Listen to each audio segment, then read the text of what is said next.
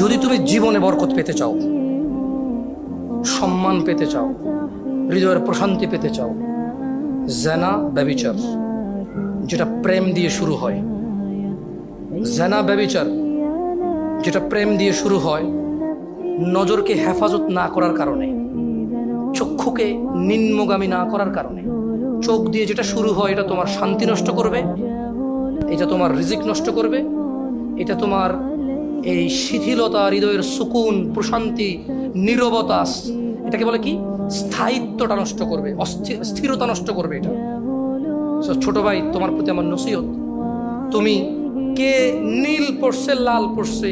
কে ছোট পড়ছে, কে বড় পড়ছে, তুমি এগুলা মেজারমেন্ট করার দরকার নাই। তুমি নিচে নজর রাখো, হাঁটো, তোমার এটা জানারও দরকার নাই আজকে তোমার সামনে দিয়ে কয়টা মেয়ে কি পড়ে গেছে তুমি দেখোই নাই। তুমি নিচে হাঁটো, যথাসম্ভব তুমি যতটুকু নিচে দেখে হাঁটা সম্ভব তুমি তোমার চোখকে হেফাজত করো। লজ্জাস্থান হেফাজত হবে, লজ্জাস্থান হেফাজত হলে তোমার হৃদয়